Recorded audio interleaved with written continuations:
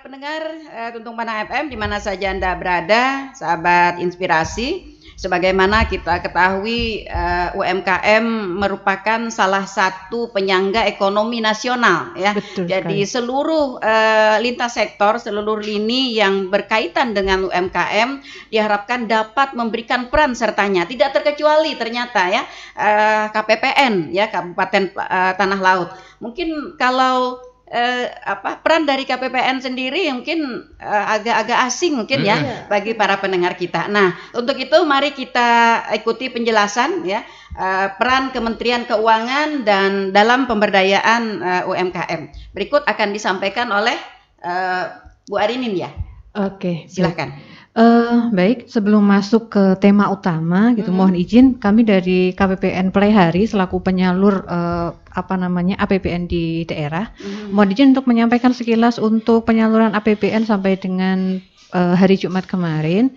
Jadi di KPPN Pelaihari ini kita melayani 29 satuan kerja dari 13 kementerian lembaga yang mengelola belanja pegawai, belanja barang dan belanja modal. Kemudian satu lagi untuk 3 lagi DIPA untuk penyaluran dana transfer gitu. Untuk belanja pegawai sampai dengan Jumat kemarin penyalurannya adalah 25,7 miliar, kemudian untuk belanja barangnya 17,7 miliar, kemudian untuk belanja modal masih kecil 423 juta gitu, karena kalau di ruang 1 mungkin masih pembayaran perencanaan atau bahkan belum kontrak gitu. Kemudian untuk penyaluran dana transfer yang meliputi ada dana desa, DAK fisik, DAK non fisik, kemudian DAU, DPH, dari 1,5 T Pagu itu sampai dengan Jumat kemarin terrealisasi 267,6 miliar atau sekitar 17,44% gitu. Itu sekilas tadi untuk realisasi penyaluran APBN untuk KL dan dana transfer di Kabupaten Tanah Laut. Kemudian terkait dengan tadi peran KPPN untuk mendukung pemberdayaan UMKM di daerah. Jadi mulai tahun kemarin kita mulai diamanahi tugas untuk mendukung UMKM itu, yang itu juga tidak hanya KPPN, jadi seluruh instansi vertikal Kementerian Keuangan itu ada special mission seperti itu. Jadi kalau sekilas saja yang pertama kami secara layout ruangan di KPPN itu kita juga ada satu pojok UMKM untuk UMKM dapat mempromosikan produknya. Nah, kemudian tidak hanya di situ untuk mendukung UMKM itu kan permodalan, kita juga dukung dengan program ultra mikro. Kemudian nanti untuk istilahnya untuk pemasarannya gitu nanti kita juga akan dukung dengan adanya ekosistem DigiPay. Nah, mungkin untuk detail tadi akan dilanjutkan oleh Mbak Sania. Oke, silakan Mbak Sania. Ya, terima kasih Bu Arin dan Bu Nelly. Seperti yang kita tahu, usaha mikro, kecil dan menengah merupakan salah satu fondasi perekonomian di Indonesia. Nah, besaran dari kontribusinya itu berapa? Itu sampai dengan 60,5% dari PDB atau produk domestik bruto, termasuk gede sekali ya itu. Betul. Nah, serta berperan juga pada ekspor non migas sampai dengan 15,69%.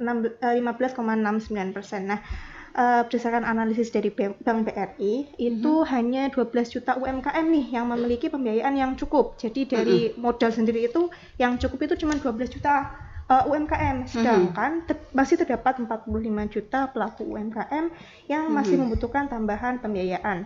Nah, dari 45 juta itu yang membutuhkan tambahan pembiayaan terdapat 18 juta pelaku UMKM yang termasuk pada nasabah ultramikro, jadi kecil sekali dan belum mendapatkan akses pembiayaan. Nah, kami itu terdapat pada perbendaraan itu 2 pembiayaan, ada namanya pembiayaan UMI dan juga KUR yang dapat dimanfaatkan oleh pelaku UMKM untuk membantu pembiayaan usaha mereka.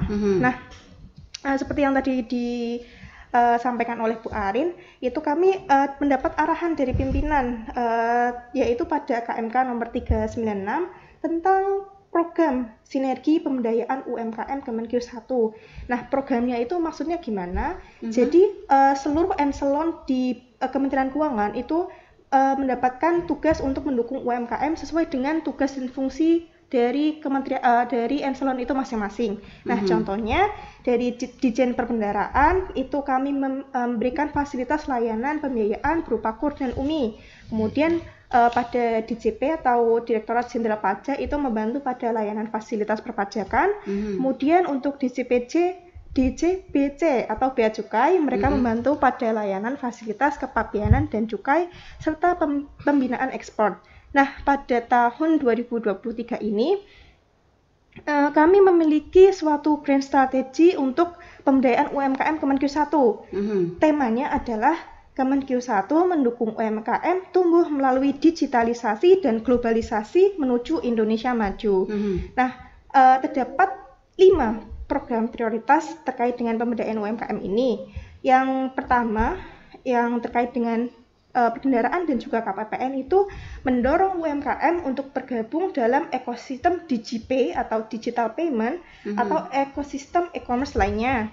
Yang kedua yaitu optimalisasi situs lelang.go.id untuk membantu penjualan produk UMKM. Ini dilaksanakan oleh DJKN atau KPKNL.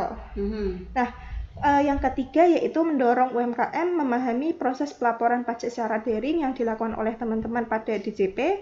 Kemudian yang keempat, pelatihan ekspor untuk mendukung UMKM siap go internasional dan pelatihan lainnya. Nah, ini nantinya akan dibantu oleh teman-teman DJBC. Dan yang terakhir yaitu perluasan akses pembiayaan atau digitalisasi pembiayaan bagi UMKM untuk meningkatkan kapasitas usaha. Nah, ini juga termasuk tugas dari kami yaitu Perben dan KPPN. Dan yang dimaksud nanti akses pembiayaan yaitu terdapat 2 pembiayaan yang tadi yaitu UMI dan KUR. Nah, sekilas nih saya jelasin tentang pembiayaan UMI. Nah, pembiayaan UMI itu apa? Pembiayaan UMI itu merupakan program dana bergulir pemerintah yang menyediakan fasilitas pembiayaan bagi usaha ultramikro yang belum dapat mengakses program pembiayaan dari perbankan. Terus siapa sih yang berhak untuk memperoleh UMI ini? Nah, ini yang penting ya. Yang pertama yaitu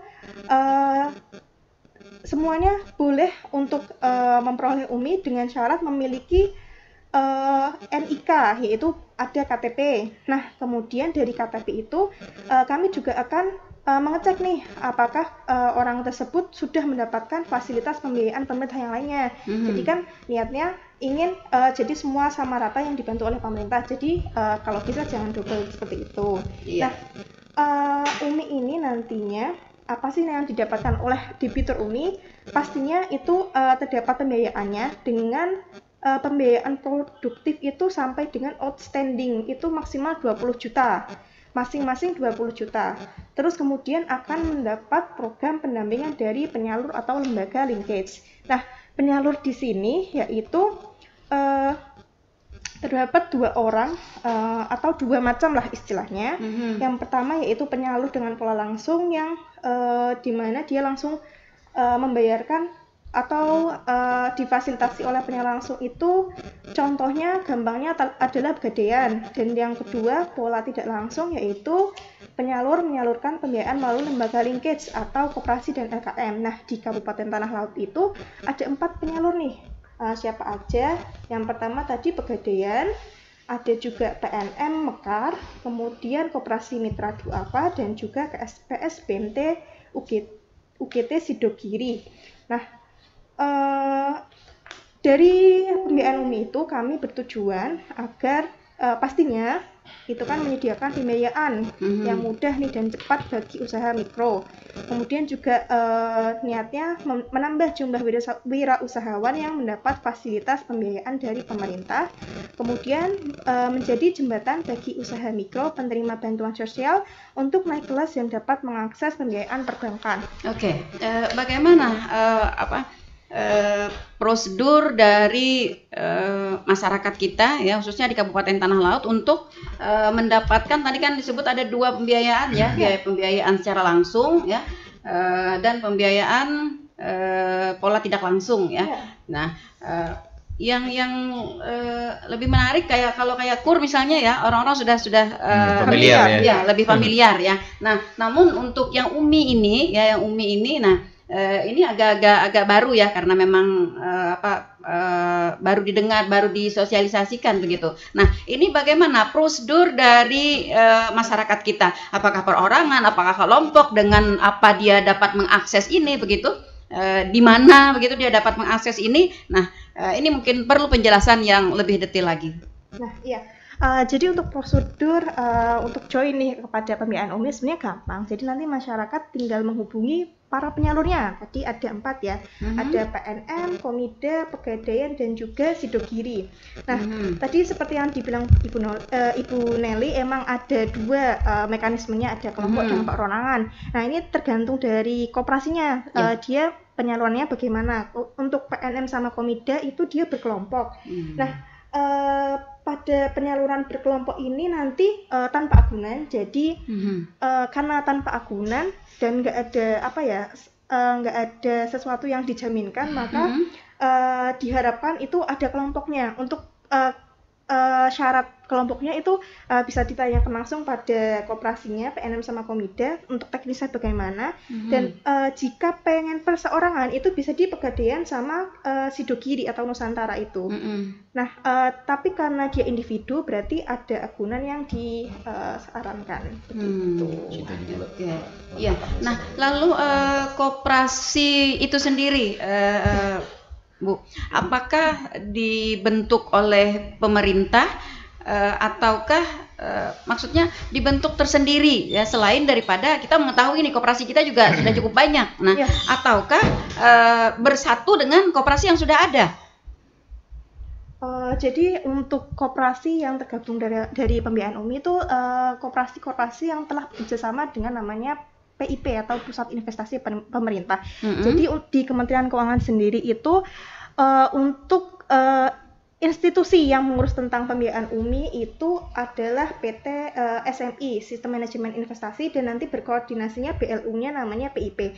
Nanti PIP itu akan berkoordinasi dengan koperasi-koperasi yang tertarik dengan pembiayaan UMI. Awalnya begitu dulu. Jadi kalau pemerintah ini menyediakan dana nih, nah nanti untuk mekanisme penyalurannya atau yang mencari debiturnya seperti itu nanti koperasinya masing-masing. Jadi pemerintah menyediakan dana, terus nanti dibantu oleh koperasi untuk menyalurkan dana tersebut ke pemerintah, sehingga bunga dan persyaratannya diharapkan sangat-sangat mudah seperti itu. Artinya dapat kita garis bawahi ya, bahwa koperasi penyalur daripada UMI ini artinya bukan koperasi yang baru. Ya. Kita hanya khawatir nanti akan ada akan ada tumpang tindih ya. Apalagi pada saat ini kan lebih marak ya adanya koperasi-koperasi yang memang mengatasnamakan koperasi begitu. Nah, khawatirnya masyarakat kita nanti akan salah pilih karena semuanya juga menawarkan pinjaman begitu ya. Bahkan dengan bunga yang rendah, dengan persyaratan yang sangat mudah begitu, cukup berfoto dengan KTP gitu ya. Nah, itu ya. Jadi masyarakat kita ya, para pendengar setia Radio Tuntung Panah FM, bahwa koperasi yang ditunjuk untuk menjalankan pinjaman berupa UMI ini adalah memang koperasi yang sudah ada, yang legal, dibentuk oleh pemerintah dibentuk oleh pemerintah. Nah, jadi jangan salah pilih gitu ya.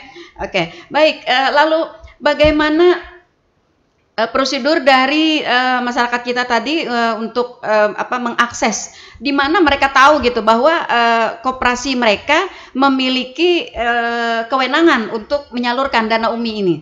Nah, jadi di seluruh Indonesia sebenarnya untuk koperasi yang menyalurkan pembiayaan UMI itu banyak. Cuman untuk di Tanah Laut sendiri itu hanya 4 koperasi tersebut. Jadi jangan sampai salah pilih dan jangan sampai keliru, salah persepsi gitu. Jadi untuk pembiayaan UMI itu cuman disalurkan oleh PT PNM Mekar, Koperasi Mitra Duafa, Pegadaian, dan KSPS, BMT, UGD, Sidogiri atau Nusantara. Nah, pastinya koperasi-koperasi itu tuh sudah melakukan sesuai dengan kriteria yang diinginkan oleh PIP dan juga PT SMI. Yang pastinya dia berpengalaman dalam pembiayaan UMKM. Jadi pas awal dia bekerja sama untuk mendapatkan dana itu ada kriteria tertentu, dan kalau nggak salah sampai koperasinya itu harus berpengalaman dalam pembiayaan UMKM, kemudian pastinya sehat dan berkinerja baik dan juga bisa berkoneksi dengan SIKP UMI ini. Nah, untuk nanti prosedurnya bagaimana masyarakat mendapatkan pembiayaan UMI ini nanti tinggal sebenarnya gampang sekali, nanti masyarakat tinggal menemui penyalur-penyalur tersebut dan bilang saja saya ingin mendapatkan pembiayaan UMI, bagaimana prosedurnya.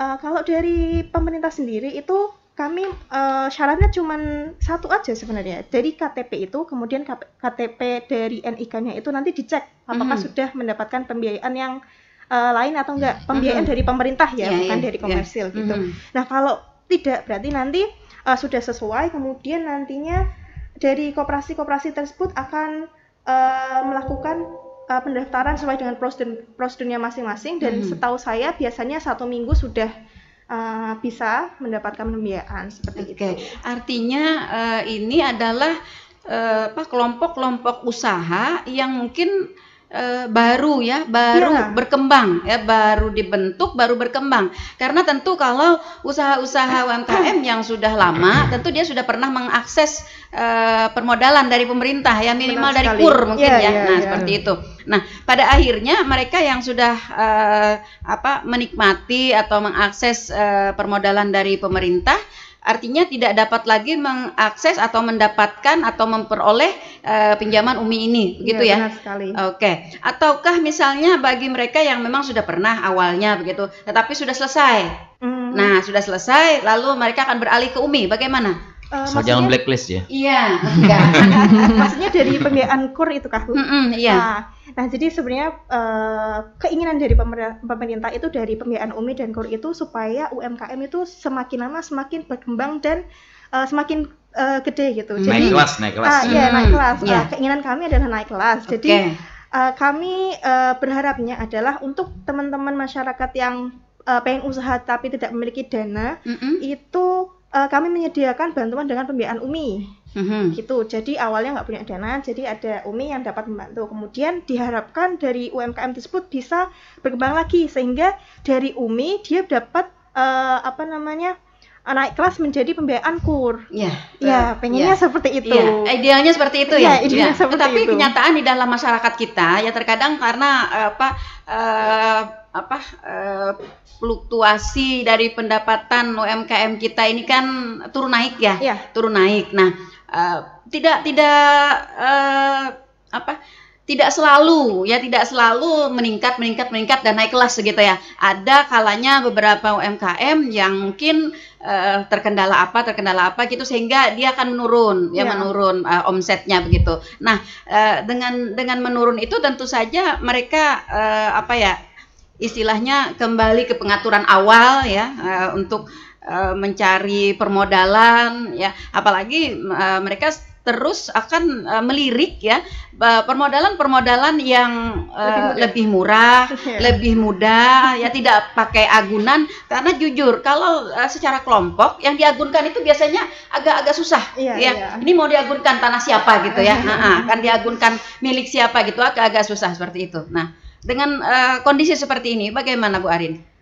Jadi kalau awalnya dia memiliki pinjaman KUR itu kan pastinya nasabah tersebut itu terdaftar pada SIKP KUR, yaitu Sistem Informasi Kredit KUR. Jadi selama dia masih menjadi debitur KUR maka tidak bisa mendapatkan pembiayaan UMI.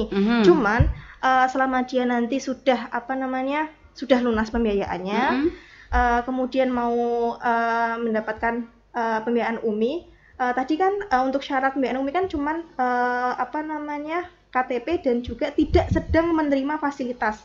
Yang di garis bawah itu tidak sedangnya. Berarti selama dia sudah melunasi KUR, berarti ya berhak untuk mendapatkan pembiayaan UMI. Cuman berarti ya memang keinginan kami tidak bisa memang realita kadang tidak sesuai dengan keinginan pemerintah gitu ya.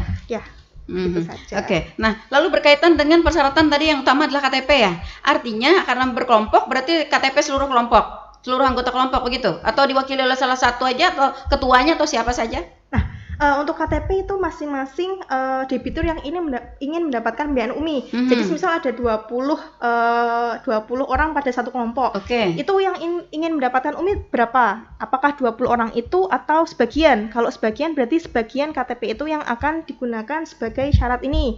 Tapi untuk kalau seluruh berarti seluruh. Karena begini Bu, pembiayaan UMI itu nanti diberikan kepada yang mendaftarkan itu dengan maksimal pembiayaan 20 juta. Jadi bukan 20 juta satu orang begitu? Iya, satu orang 20 juta, bukan satu kelompok 20 juta. Jadi semisal ada 20 orang berarti 20 juta dikali sampai dengan 20 orang itu. Maksimal plafonnya.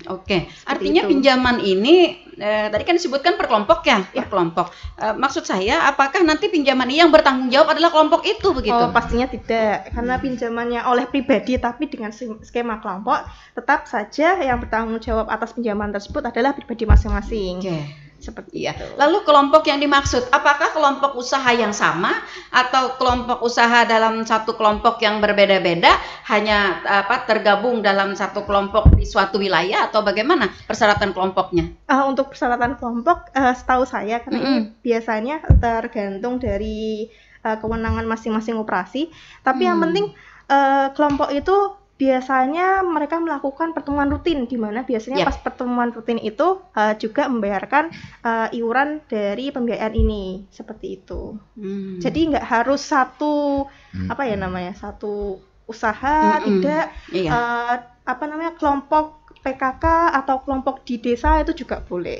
Karena begini, banyak kelompok-kelompok kita yang saya ketahui, khususnya mungkin kelompok-kelompok usaha perempuan, kelompok-kelompok UP2K ya, kemudian kelompok UPPKS. Nah, mereka itu satu usaha Mbak, satu usaha ya, digeluti oleh misalnya 10 orang dalam satu kelompok itu ya. Usaha itu usaha satu, jadi ada yang berperan sebagai pemasar, ada yang berperan sebagai produksinya, pengemasan. Gitu. Nah, itu maksud saya. Jadi ketika mereka mengakses pinjaman UMI ini ya, artinya kan itu untuk kelompok ya. Nah, untuk kelompok. Jadi nanti kalau biasanya sistem kerja mereka itu misalnya 1 minggu 1 kali mereka berkumpul untuk membuat memproduksi. Nah, produksi itu nanti atas nama kelompok keluarnya.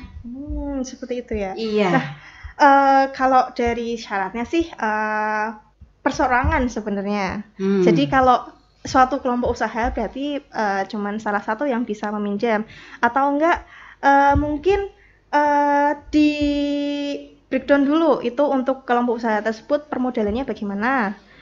Karena kalau pastinya modalnya itu kan ada yang 1 orang, ada yang beberapa. Tapi kalau selama dia usaha itu bisa mendapatkan itu, nanti bisa dibicarakan langsung pada koperasinya.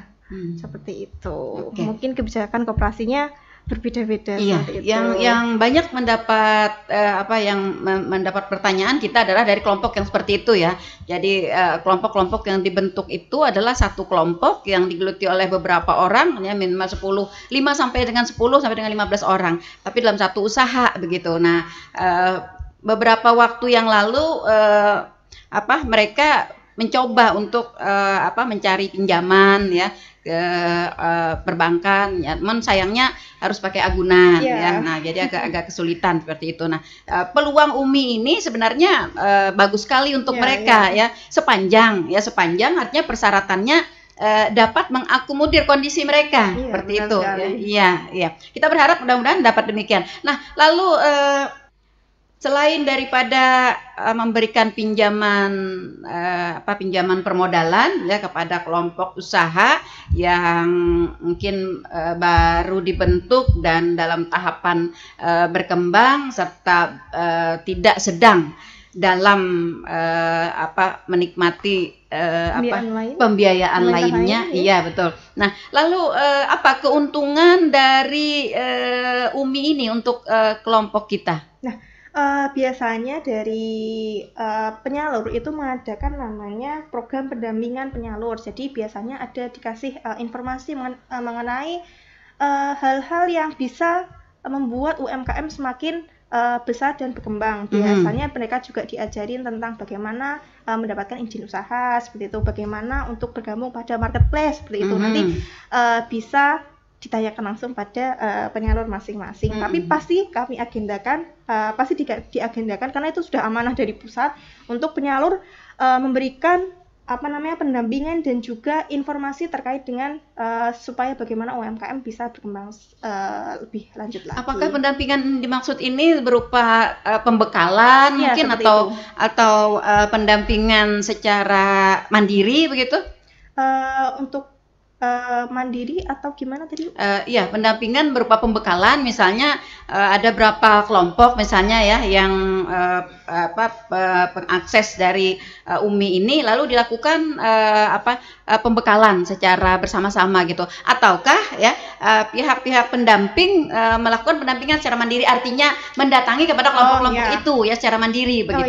Iya. Biasanya kami juga KPPN itu melakukan namanya monitoring dan evaluasi pembiayaan UMI. Jadi kami setiap triwulannya juga mensurvei nih pada debitur apakah pembiayaan UMI itu sudah sesuai dengan yang diinginkan oleh pemerintah pada debitur yang mendapat pembiayaan UMI. Gitu.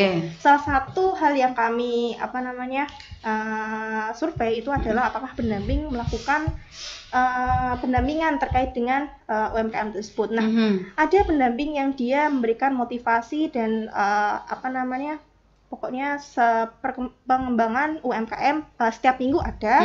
Ada juga UMKM yang tiap semesteran itu mengadakan acara besar, jadi seluruh UMKM diundang untuk mendapatkan pelatihan tertentu. Itu ada seperti itu juga. Nah, itu yang kita maksud ya. Karena bagaimanapun juga para pelaku usaha kita tentu harus mempunyai bekal-bekal keterampilan, apalagi dalam era digitalisasi lebih banyak nih para pelaku kita, khususnya para pelaku usaha perempuan yang mungkin masih terkendala ya di digitalisasinya itu. Nah, itu yang lebih penting ya.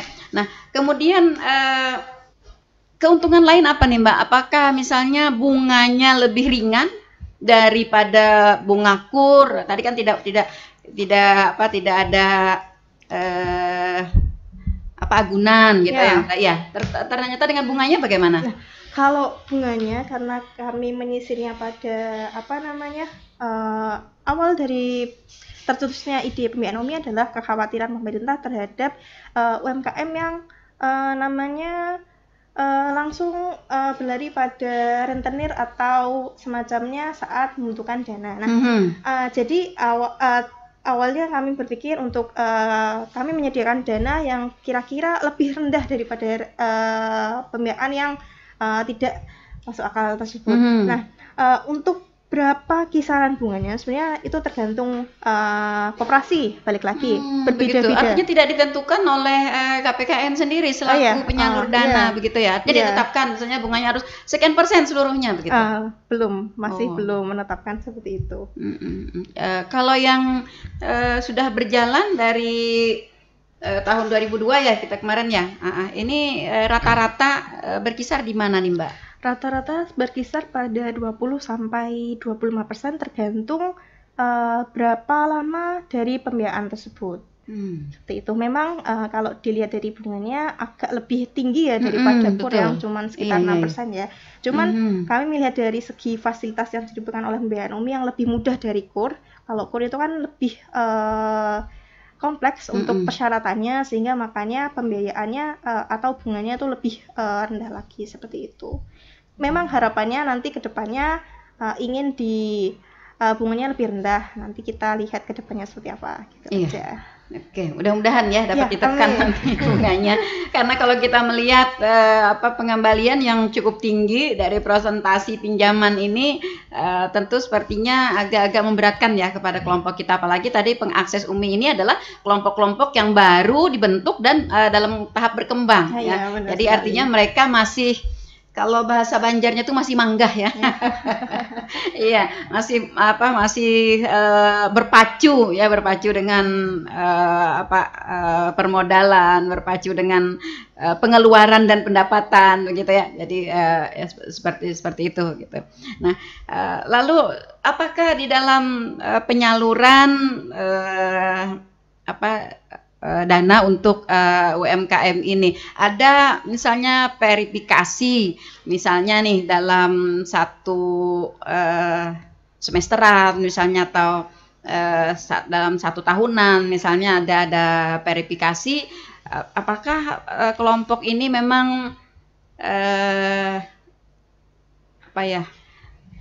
bisa melanjutkan gitu atau lancar atau tidak lancar atau bagaimana begitu ya? Jadi seperti yang saya sampaikan tadi itu sebenarnya KPPN memiliki tugas untuk melakukan monitoring dan evaluasi terkait dengan pembiayaan UMI. Kami setiap triwulannya akan melakukan berkunjung pada penyalur dan juga debitur yang sudah ditentukan. Ada namanya debitur baseline dan endline.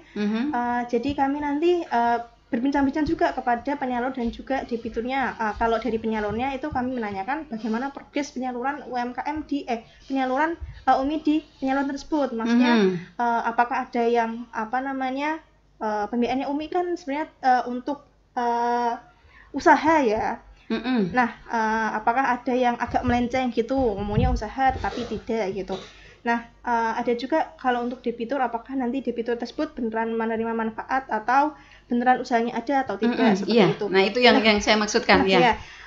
Jadi monitoring dan evaluasi tersebut nanti kami kalau ada ditemukan temuan, kami akan melakukan menyampaikan pada laporan monitoring evaluasi tersebut yang kami sampaikan setiap semesteran kepada kanwil kami. Nanti kanwil kami akan melaporkan kepada pusat agar nanti ditindaklanjuti baik itu dari penyalurnya. Kalau kami seperti itu. Oke. Ada batasan penerimaan UMI ini, misalnya kalau kayak perbankan kan ada misalnya 5 tahun atau 10 tahun begitu. Dengan UMI ini di koperasi itu ada batasan maksimal. Iya.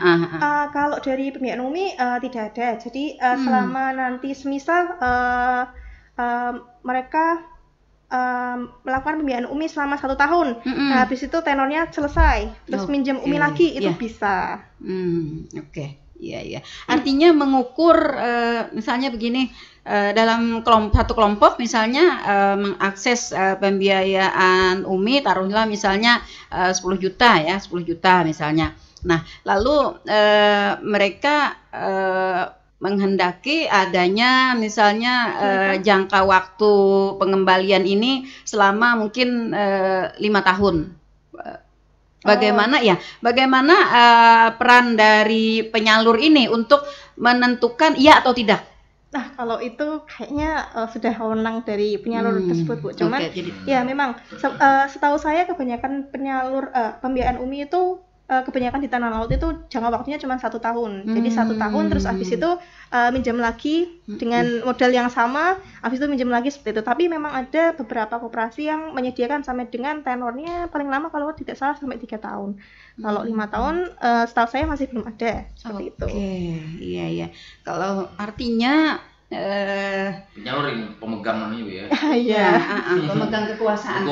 Betul. Iya. Artinya kalau kita amati dan kita analisa begitulah di saat sebuah kelompok yang baru dibangun, baru berkembang ya, dalam tahapan berkembang begitu, dengan tenor atau jangka pengembalian misalnya nih maksimal 3 tahun, artinya mereka tidak bisa mengakses lebih tinggi ya. Iya, lebih tinggi berarti jumlahnya. Iya. Kalau memang keinginannya adalah setiap tahun pembiayaannya lebih tinggi, maka berarti biasanya yaitu pembiayaannya 1 tahun dulu misal 1 juta, habis itu pada tahun kedua bisa naik lagi 3 juta seperti itu. Oke. Tergantung prestasi pembayaran juga. Nah, iya, itu juga mungkin dinilai oleh penyalurnya. Iya, seperti itu ya. Artinya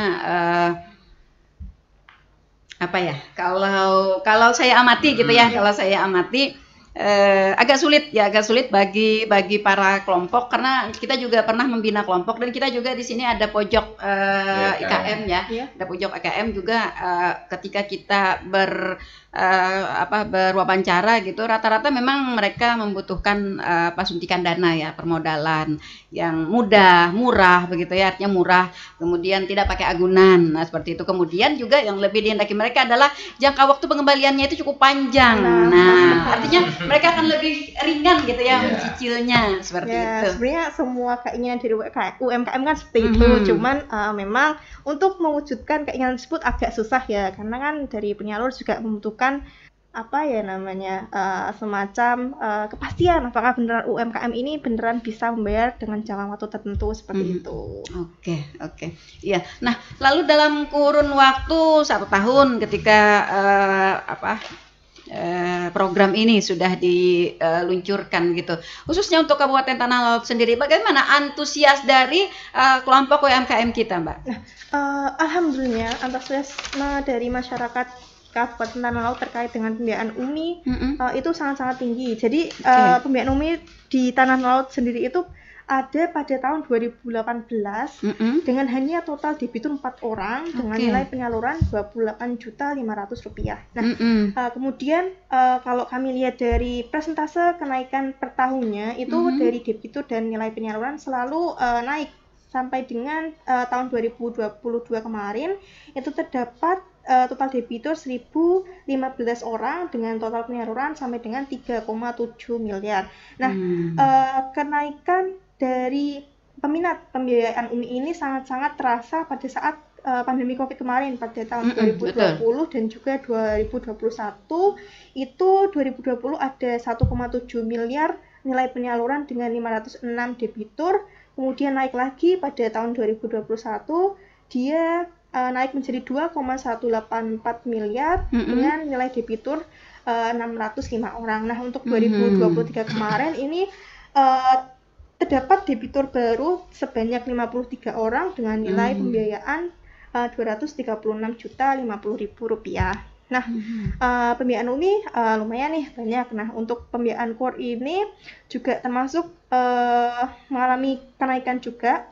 Untuk data tahun 2023 sudah terdapat 7 penyalur yang bergabung pada pembiayaan KUR dengan total outstanding sampai dengan 10 miliar rupiah seperti itu. Oke. Nah, kalau kita melihat dari progres pembiayaan UMI seperti yang tadi disampaikan oleh Mbak Tsania tadi ya. Nah, lebih banyaknya berarti masyarakat kita itu mengambil jalur kepada pihak perbankan. Ya, padahal tadi disebutkan ada 4 ya, ada 4 kelompok penyalur yang diberikan kewenangan. Nah, lalu apa sebenarnya yang menyebabkan ada penyalur-penyalur lain yang kurang diminati? Ya, kurang diminati oleh kelompok kita. Seperti ada koperasi ya, kemudian ada BMT tadi ya. Iya. Oke. Memang untuk presentasinya UMI dan KUR di Tanah Laut itu agak bisa dibilang agak lumayan ya. Memang karena dari pembiayaan UMI sendiri kurang diketahui oleh masyarakat seperti itu yang pertama. Terus kemudian untuk KUR sendiri itu lebih dikenal oleh masyarakat karena perbankan juga berperan aktif dalam promosinya.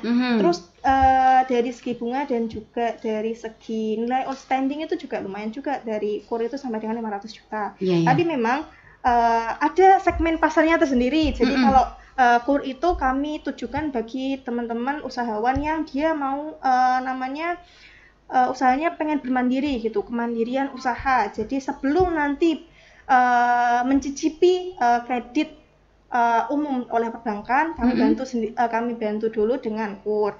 Tapi kan juga ada teman-teman UMKM yang untuk akses ke perbankan itu juga belum bisa. Kalau di perbankan itu kan pasti harus ada izin usaha, PWP, terus habis itu juga harus disurvei oleh perbankannya juga. Nah, kami juga memfasilitasi yang lebih mudah dengan pembiayaan UMI tersebut.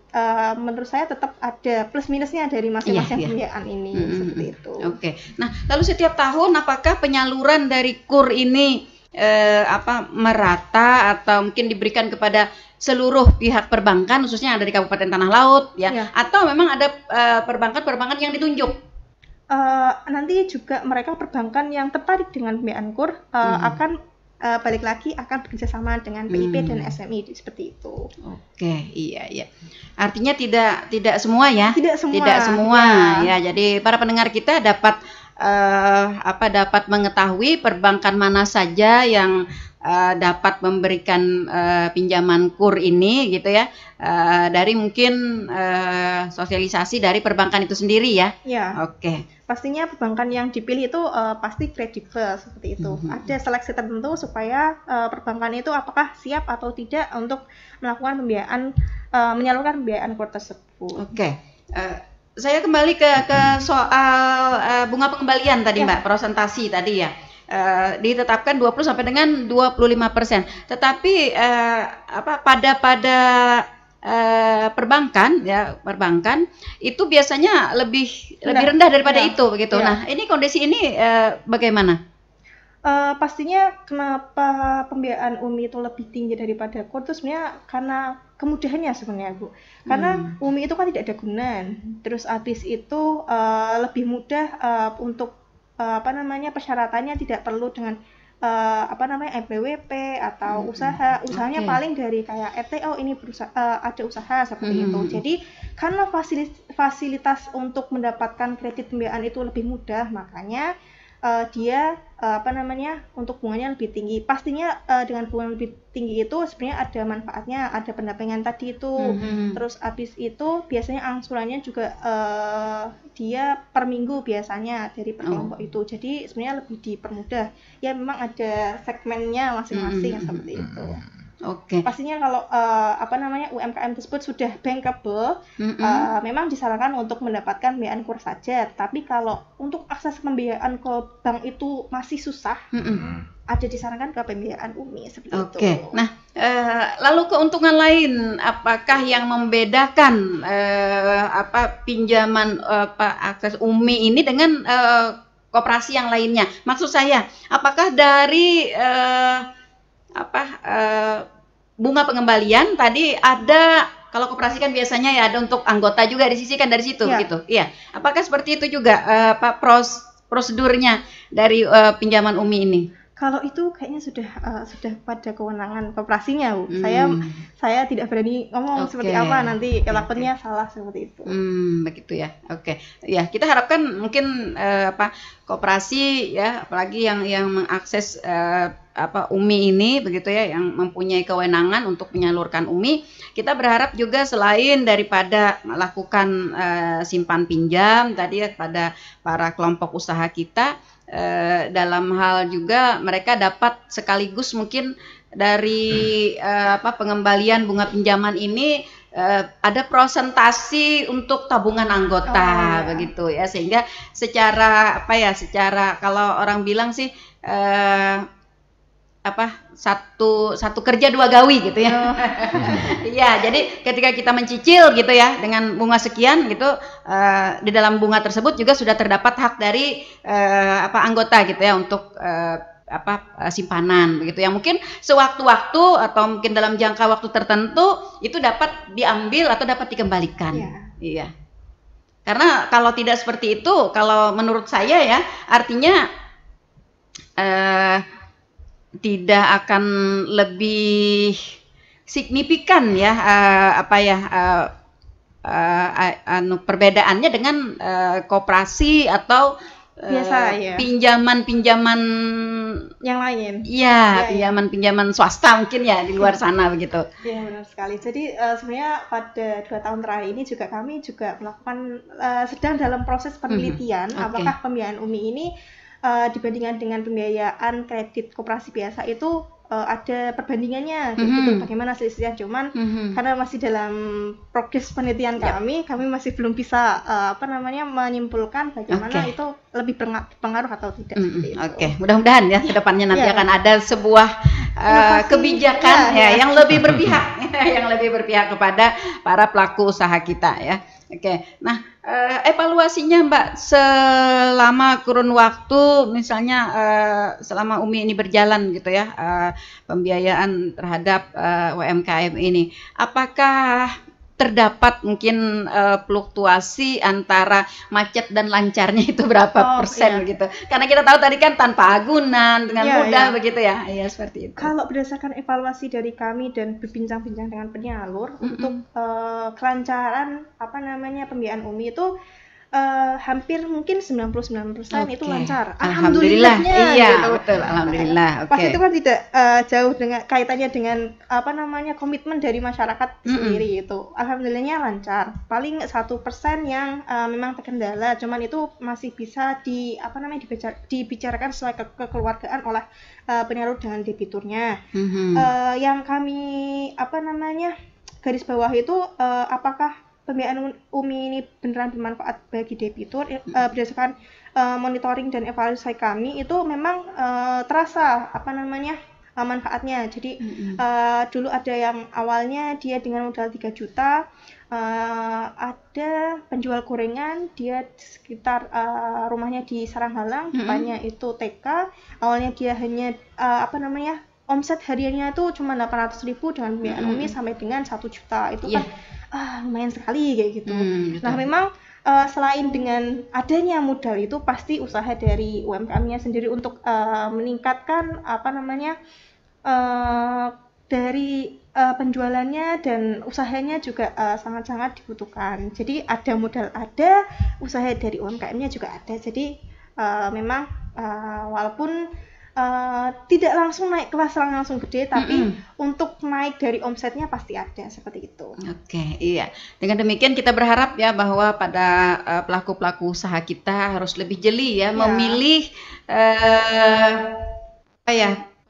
pinjaman begitu ya, sehingga jangan sampai merugikan kepada para pelaku usaha ya, benar. karena kita tahu saat ini kan sedang banyak sekali tawaran-tawaran pinjaman yang lebih mudah ya, yang lebih murah biayanya atau bunganya gitu ya. Namun mungkin ada ada ketidakpastian ya yang mungkin akan diterima oleh masyarakat kita ya, sehingga sekali lagi kita berharap masyarakat kita akan lebih jeli untuk menentukan ya pilihan kemana nih arahnya ya untuk peminjaman modal ini ya. Kita berharap kepada kantor-kantor yang sudah ditunjuk secara resmi oleh pemerintah ya, termasuk tadi akses-akses yang sudah diberikan terhadap pembiayaan UMI ini. Oke. Ya. Dari sekian para debitur di Kabupaten Tanah Laut, Mbak, yang tersebar mungkin di 11 kecamatan ya? Oke, di 11 kecamatan di Kabupaten Tanah Laut. Evaluasinya yang mungkin sudah naik kelas ya dari akses UMI ini. Kira-kira berapa persen? Kalau KPN sendiri masih belum mendapatkan akses untuk mengetahui itu ya, karena dari segi penyalur itu sudah beda ya Bu. Memang penyalurnya UMI itu dari 4 koperasi itu, untuk penyaluranku dari perbankan memang terdapat namanya aplikasi SIKP. Cuman kami kekurangan kami masih belum bisa men-track berapa sih presentasi yang udah naik kelas. Dan memang pada tahun sekarang kami sedang mengembangkan untuk melacak nih berapa orang debitur yang bisa naik kelas tersebut. Seperti itu. Iya, mudah-mudahan nanti bagi debitur yang dinyatakan naik kelas gitu ya akan dapat lagi mengakses lebih banyak lagi begitu ya. Iya, lebih banyak lagi, kemudian juga lebih mudah ya, lebih rendah pengembaliannya ya, mungkin dengan tenor yang lebih panjang begitu ya. Oke, kita berharap mudah-mudahan UMKM di Kabupaten Tanah Laut akan terus dapat fasilitas-fasilitas seperti itu, sehingga mereka akan dapat membangun usaha mereka ya, akan terus meningkat dan terus meningkat. Kita berharap tidak ada yang jatuh bangun begitu ya. Jatuh bangun ternyata banyak jatuhnya ya. Iya, mudah-mudahan. Lembaga penyalurnya juga makin banyak Bu ya. Iya. Bukan 4 aja ya. Banyak pilihan. Ya, banyak pilihan. Oke. Baik, para pendengar setia Radio Tuntung Panah FM di mana saja Anda berada, ternyata kalau berbicara soal pinjaman, Mbak, kayaknya semuanya tuh kayak berminat gitu ya, berminat. Jadi banyak sekali hal yang perlu kita perbincangkan dalam hal ini. Namun sayang sekali waktu kebersamaan kita sudah berada di penghujung, dan itu tandanya kita harus mengakhiri bincang-bincang kita di pagi hari ini. Namun sebelum kita mengakhiri, mungkin ada closing ya, atau ada himbauan-himbauan yang dapat diberikan kepada para pendengar kita. Silahkan dari Bu Arini atau Sania. Baik, untuk penutup jumpa kita pagi ini, mungkin dari KPPN Plehari kami menegaskan bahwasanya terkait dengan pelayanan kami ini semuanya gratis, tidak ada biaya gitu, termasuk untuk UMKM yang mempromosikan produknya ke kami. Jadi sekedar info untuk UMKM kemarin kita sudah ada jadwal promosi ya Mbak. Jadi bisa menyampaikan produk contohnya ke KPPN dan nanti akan kita post ke Instagram KPPN Plehari gitu. Jadi seluruh layanan kita adalah gratis tanpa biaya, dan setiap ada penyelewengan dalam pelayanan kami bisa disampaikan melalui pengaduan, salah satunya melalui email pengaduan 168@gmail.com. Kemudian untuk WA, mungkin WA lebih familiar ya. Iya, betul. 0853 3298 2585. Ini WA yang sangat familiar. Jadi terkait dengan pelayanan penyaluran dana desa, penyaluran belanja pegawai dan sebagainya untuk instansi vertikal KPPN Plehari. Baik, mungkin itu saja dari saya. Oke, baik. Bu Sania? Jadi bagi teman-teman masyarakat UMKM di Kabupaten Tanah Laut, jika memerlukan pembiayaan yang kredibel, jangan lupa bahwa Kementerian Keuangan itu membantu pembiayaan dengan adanya 2 pembiayaan, yaitu pembiayaan UMI dan pembiayaan KUR. Jadi jangan ragu kalau membutuhkan pembiayaan, silakan hubungi penyalur masing-masing. Terima kasih. Oke, baik. Para pendengar, demikian bincang-bincang kita di pagi hari ini dalam Talkshow Inspirasi Pagi edisi Senin 27 Maret 2023 bersama dengan KPPN Kabupaten Tanah Laut Plehari ya, dalam satu tema upaya KPPN Plehari mendukung UMKM di Kabupaten Tanah Laut. Dan kita berharap mudah-mudahan apa yang kita perbincangkan di pagi hari ini dapat menambah wawasan pengetahuan dan dapat memberikan akses yang lebih baik kepada masyarakat kita, membuka pandangan dari masyarakat kita ya, agar dapat mengakses penyalur-penyalur UMKM yang memang diberikan haknya oleh pemerintah ya, sehingga tidak salah pilih ya. Kita sangat memberikan penekanan kepada masyarakat ya, agar tidak menggunakan karena kalau namanya koperasi itu banyak sekali Mbak ya sekarang ya, banyak sekali yang namanya koperasi ya. Jadi masyarakat kita dituntut untuk lebih jeli ya, untuk memilih kepada koperasi-koperasi atau perbankan yang telah ditunjuk ya oleh pemerintah. Baik, sampai di sini jumpa kita di kesempatan pagi hari ini dalam Inspirasi Pagi, persembahan LPPL Radio Tuntung Panang FM bersama dengan KPPN Plehari. Terima kasih atas kebersamaannya. Terima kasih Mbak Aini dan juga Mbak Sania ya. Terima kasih juga kepada para pendengar kita yang sudah setia stay tune di 102,3 LPPL Radio Tuntung Panang FM.